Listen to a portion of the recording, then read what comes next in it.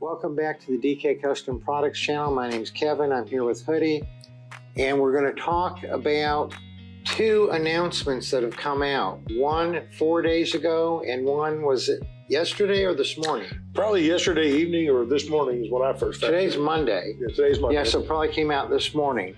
So two FTC announcements.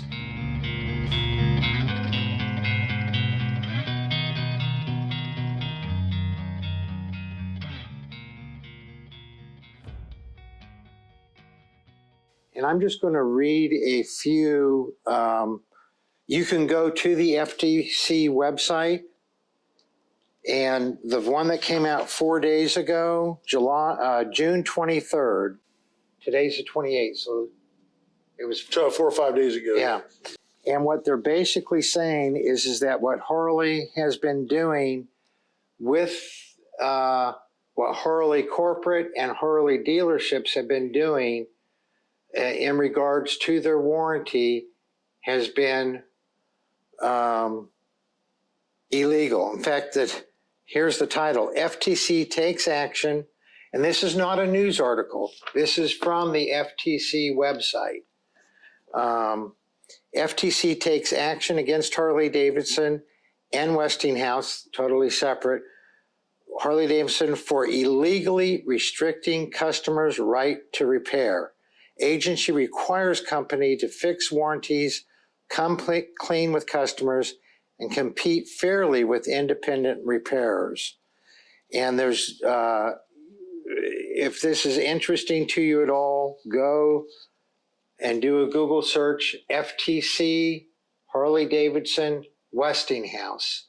And that will bring up this first report, and we'll put up on the screen highlights of this report. But they're basically saying that consumers deserve choices when it comes to repairing their products, and independent dealers deserve a chance to compete. These orders require Harley Davidson to fix their warranties, come clean with consumers, and ensure fair competition with independent providers. Other companies that squelch consumers' rights to repair should take notice. Okay, so they're threatening other people at the same time. Right. They're obviously using Westinghouse and Harley. Yeah. Two American icons. Yeah. As an example in this. What's going on, friends? It really seems like here lately the government has just really got it out for Harley Davidson. But at least this time, it kind of seems to be more in our favor. The government's really stepped in, and they're cracking down on Harley Davidson about their warranty practices. And from what I've heard from a lot of you guys, and kind of what I've seen myself, it's about time somebody stepped in and did something about it, because Harley Davidson and little warranty practices were a little shady.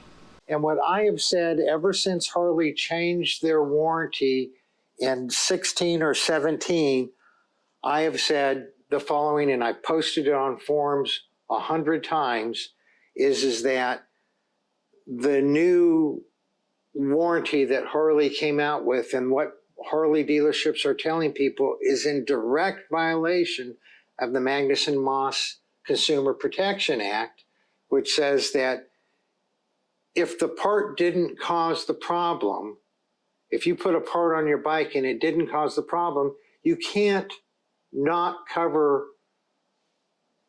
void the warranty for that. Right. So that's the whole purpose of the Magnuson-Moss Act. Yeah, the installation of a third-party part, just the act of installing it cannot in and of itself void a vehicle warranty. The actual part has to have caused a problem for it to void the warranty, according to the Magnuson-Moss Act. And I don't have to go to a Harley dealership to get my 1,000-mile warranty. It might be a good idea, but I don't need to. Independent shops can work on the bike, and that does not void the warranty. And to shed a little bit of light on what a lot of people have thought about that specific situation. That's always been the case. You have always been able to take your bike somewhere. However, and do it yourself. Just keep records. Yeah, you have to. This is what Harley Davidson tells us, and had told us for the longest time. You have to be familiar with all of the steps it takes to make the repair or the service. You have to have the same tools sets that we would use to make those aforementioned repairs or the service, and kind of keep records of it, have it available to you, the same information that all the technicians do. And I used to tell people all the time, if you choose to do your services, and the most important one of all is the 1,000-mile service. We as dealerships go over the entire motorcycle. And catch things that you normally wouldn't. Like nowadays, we check belt deflection with a Hertz gauge, where it can actually register the sound frequency of the belt to tell how well it's adjusted, or if it needs to be adjusted. Things of that nature, things that you just don't normally have laying around. But it's always kind of been that way. As long as you've got a service manual, the diagnostic manuals that are involved in repairs, and are competent with your tools, you're fine. Had a guy the other day did all of his own services. Tech Services asked for proof of the 1,000-mile service that was done. He brought in all of his receipts from where he had bought everything, and he got me pictures of both his service manual and his electrical diagnostic manual. And guess what? Warranty claim satisfied. So it's kind of always been that way, but it's kind of a little known fact, because a lot of dealerships, not a lot of, but there are some out there who would make it seem as if, if you don't get it done there, that you'll run into an issue. And I would say that on this particular product, those of us in the Harley Davidson world, and there are outliers, we're the most highly trained on a specific product that you'll get out there. So.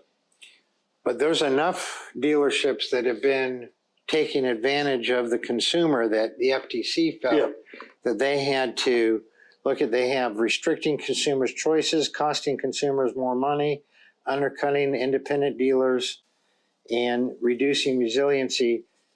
And I'm just going to read this one, and I encourage you to go to the FTC website and see this. The companies will be prohibited from further violations of the Warranty Act, and they're referring to the Magnuson-Moss. Yeah, Magnuson-Moss Act, 1978. And in the Harley Davidson's case, the disclosure rule.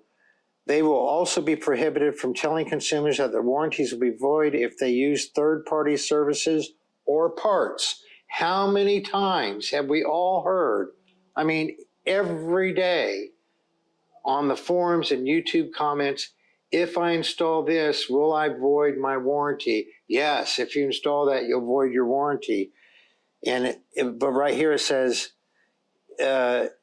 telling consumers their warranty will be void if they use third-party services or parts, or that they should use only branded parts or authorized services.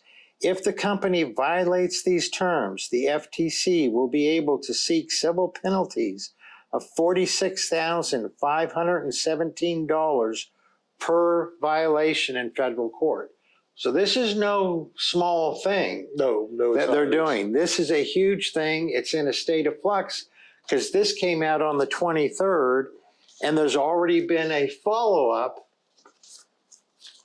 where they talk about it more. And this came out just, did this come off of the FTC website? It came off the FCC. This is the analysis of the proposed consent order to aid public comment.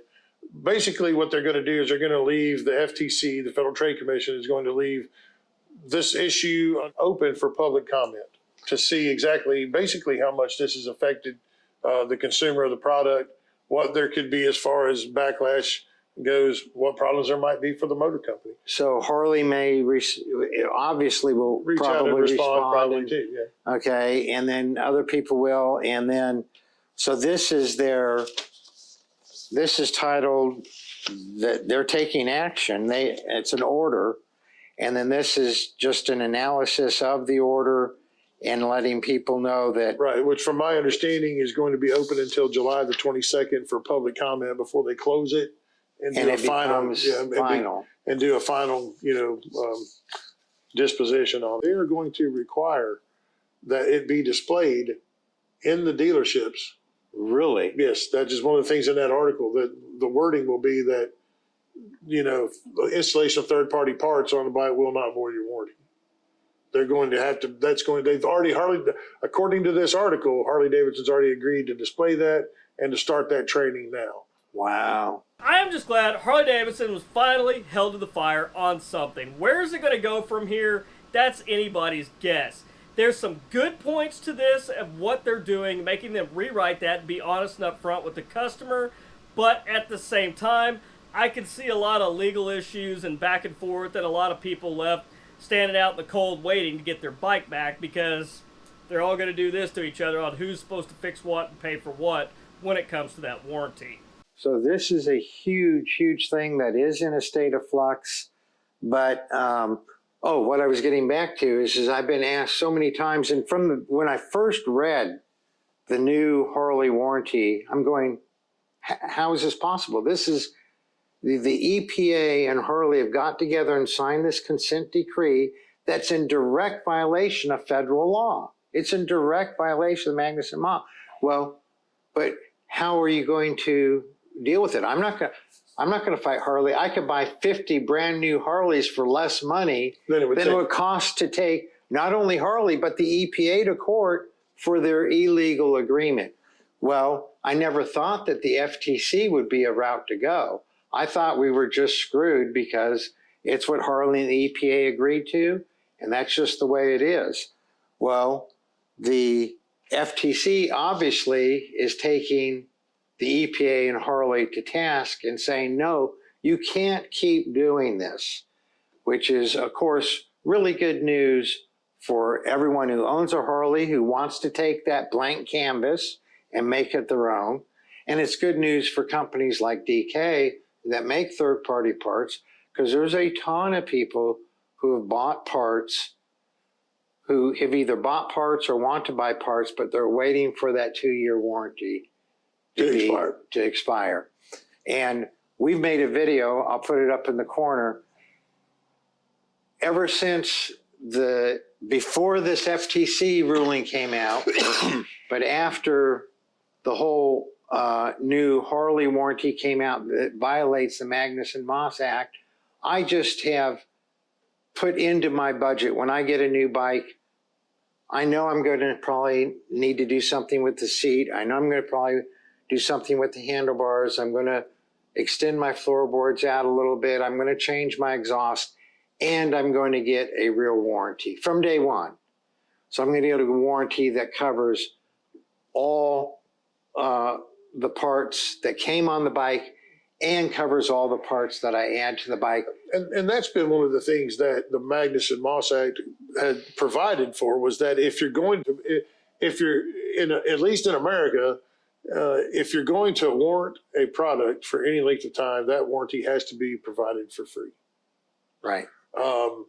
And that's why they call things extended service plans and not extended warranties, because there's no way to extend the warranty. Right. You can extend the coverage on warrantable items, but you're not necessarily extending that warranty, but it has to be provided for free. So, but how many people do you know are going to warrant somebody else's product? Like, that would be asking, say, like you said before, Vance and Hines, hey, my Bassani pipe failed. You guys gonna help me out?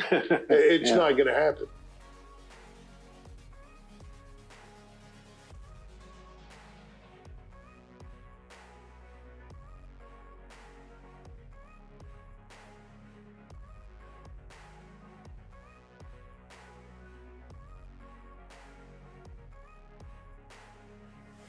The interesting thing that you mentioned, because this FTC, this has some far-reaching implications. I think none of us have thought about everything about it yet. It's monumental for hard parts right now. For hard parts, it's definitely a monumental move.